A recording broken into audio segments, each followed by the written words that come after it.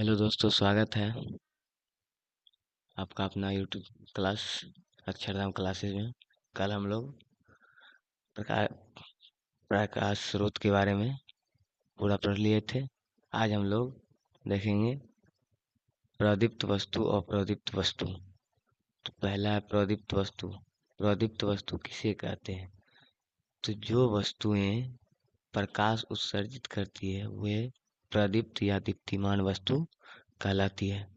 आपके एग्जाम में ये भी दे सकता है कि दीप्तिमान वस्तु किसे कहा जाता है, तो इसमें घबराने वाली बात कोई नहीं है।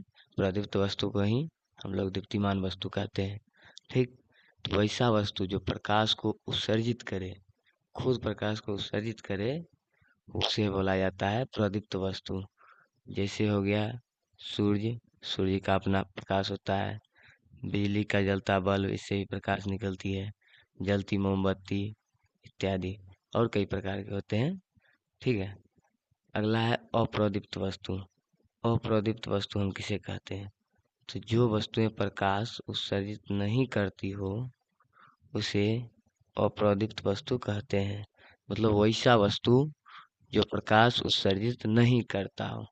तो वैसे में तो कई प्रकार के हमको देखने को मिल जाते हैं। एक सारे एग्जाम्पल तो जैसे में हो गया टेबल, कुर्सी, पुस्तक, पौधा आदि। और याद रखना कि एक चीज और जो बार बार पूछता है कि चंद्रमा का चरण जो है प्रदीप्त वस्तु है या अप्रदीप्त वस्तु। चंद्रमा एक प्रकार का अप्रदीप्त वस्तु है। उसका कोई अपना प्रकाश नहीं होता है। वह सूर्य के रिफ्लेक्ट के कारण वह हमेशा रात को चमकते रहता है। ठीक है। सूर्य हो गया, तारा हो गया, ये सब अपना कोई प्रकाश नहीं होता है इसका। जब किसी प्रदीप्त वस्तु से निकला प्रकाश किसी अप्रदीप्त वस्तु से टकराकर हमारी आंखों तक पहुंचता है, तभी हम उस अप्रदीप्त वस्तु को देख पाते हैं। मतलब जो वस्तु है जो जिससे प्रकाश उत्सर्जित नहीं होती है, उससे यदि उसे को हमें देखना है तो प्रकाश जो प्रदीप्त वस्तु है उससे प्रदीप्त वस्तु से प्रकाश निकल करके अप्रदीप्त वस्तु पर जाएगी और वहां से रिफ्लेक्ट करेगी, तब हमारे आंखों तक आएगी, तब हम उस वस्तु को देख पाएंगे। ठीक है। इसके बाद है प्रकीर्णन। प्रकीर्णन क्या होता है? तो जब प्रकाश जब सूक्ष्म कणों पर पड़ता है तो वो कण उन पर पड़ने वाली कुछ ऊर्जा को अवशोषित कर फिर उन्हें चारों ओर विकिरित करते हैं। इस प्रक्रिया को प्रकाश का प्रकीर्णन कहते हैं।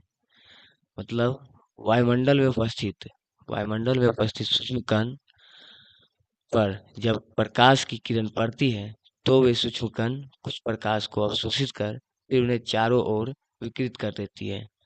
तो इस प्रक्रिया को प्रकाश का प्रकीर्णन कहते हैं। जैसे ही वो प्रकाश आएगा तो कुछ प्रकाश को अवशोषित कर लेता है और कुछ सेकंड के लिए अपने पास रखता है और फिर उन्हें चारों ओर फैला देता है। तो इस प्रक्रिया को प्रकाश का प्रकीर्णन हम कहेंगे। ठीक है। अगला है प्रकाश की किरणें। किसी प्रदीप्त पदार्थ से प्रकाश सरल रेखा में सभी दिशाओं में जाता है। एक सरल रेखा पर चलने वाली प्रकाश को प्रकाश की किरण कहते हैं। प्रकाश की किरण कहते हैं मतलब एक सरल रेखा पर जो भी प्रकाश चलेगी। ऐसे प्रकाश तो सरल रेखा पर ही चलती है क्योंकि वो हमेशा सीधी ही चलेगी, तो उसको बोला जाता है प्रकाश की किरण। ठीक है। अगला है किरण पुंज। किरण पुंज हम किसको कहेंगे? तो प्रकाश की किरणें के समूह को प्रकाश का किरण पुंज कहते हैं। मतलब प्रकाश के यदि किरण का समूह हो जाएगा तो उसको हम लोग बोलेंगे किरण पुंज। ठीक है। जैसे कई दो चार गो प्रकाश का किरण जो एक साथ हो जाए तो उसको हम लोग बोलेंगे किरण पुंज। ठीक है। तो मुख्यतः रूप से जो होता है 3 प्रकार का होता है किरण पुंज। कौन कौन होता है तो बताते हैं। तो मुख्यतः रूप से किरण पुंज 3 प्रकार के होते हैं। ठीक है। पहला है अपसारी किरण पुंज, समांतर किरण पुंज, अभिसारी किरण पुंज अपसारी किरण पुंज। देखो, अपसारी किरण पुंज किसको कहते हैं? इस प्रकार के किरण पुंज में प्रकाश की किरणें एक बिंदु स्रोत से निकल करके फैलती हुई चली जाती है। इसका कहने का अर्थ हुआ कि जब प्रकाश की किरण एक बिंदु स्रोत से निकलकर अनंत की ओर फैलती हुई चली जाती है, ठीक है, जब प्रकाश की किरण एक बिंदु स्रोत से निकल करके अनंत की ओर फैलती हुई चली जाती है, तो उसके बोलेंगे अपसारी किरण पुंज। जैसे यहाँ पर चित्र में दिखलाया गया है कि एक बिंदु से निकल रहा है और चारों ओर एकदम फैलते हुए चली जा रहा है, तो इसको हम लोग बोलेंगे अपसारी किरण पुंज। ठीक है, उसके बाद है समांतर किरण पुंज। ऐसे किरण पुंज प्रकाश की किरणें एक दूसरे के समांतर चलती है। किरणों का वह समूह जो प्रकाश की जब एक बिंदु स्रोत से निकलकर समांतर किरण पुंज का परिभाषा होगा कि जब प्रकाश की किरण एक बिंदु स्रोत से निकल करके समांतर रूप से चली जाती है, तो उसको बोलेंगे हम लोग समांतर किरण पुंज। जैसे यहाँ पर समांतर रूप से जा रहा है, इसको बोलेंगे हम लोग समांतर किरण पुंज। ठीक है, उसके बाद है अभिसारी किरण पुंज। अभिसारी किरण पुंज जो होता है, अभिसारी किरण पुंज, ठीक है, इस प्रकार के किरण पुंज जो होते हैं कि किरणें एक बिंदु पर आकर मिलती हुई प्रतीत होती है।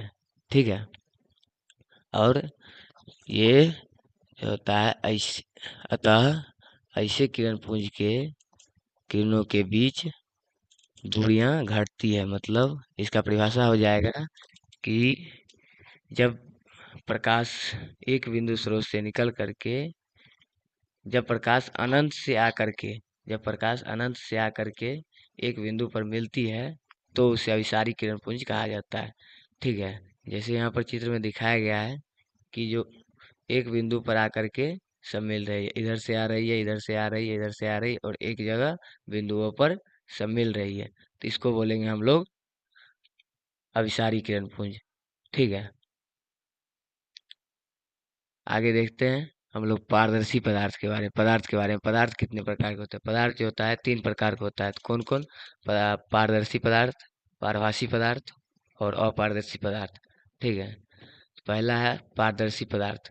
वे पदार्थ जिनसे होकर प्रकाश आसानी से पार कर जाता है। तो वैसा पदार्थ जिससे होकर यदि प्रकाश आसानी से आर पार हो जाएगा, तो उसको बोलेंगे हम लोग पारदर्शी पदार्थ। जैसे हो गया कांच, पानी, हवा। कांच, पानी, हवा, ये सब जो है पारदर्शी पदार्थ है।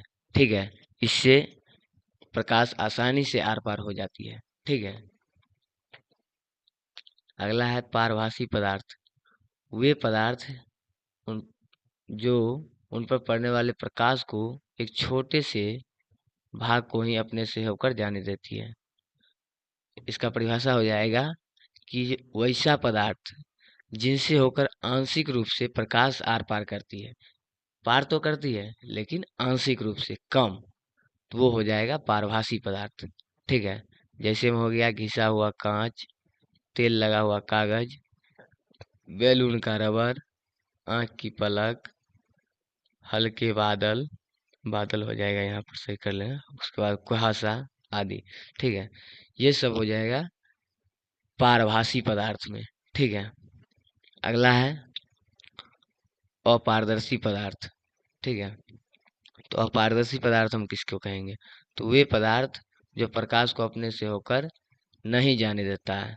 मतलब वैसा पदार्थ जिनसे होकर प्रकाश आर पार नहीं करती है, मतलब साफ एक भी प्रकाश को अपने से होकर के नहीं जाने देती है, तो उसको बोलेंगे अपारदर्शी पदार्थ। जैसे में हो गया लकड़ी, लोहा, पत्थर, अलकतरा, पेंट, मोटा गत्ता, धातु की प्लेट। इन सब से कभी प्रकाश आर पार करेगी नहीं ना, तो ये सब हो जाएगा अपारदर्शी पदार्थ। ठीक है, मिलते हैं नेक्स्ट क्लास में।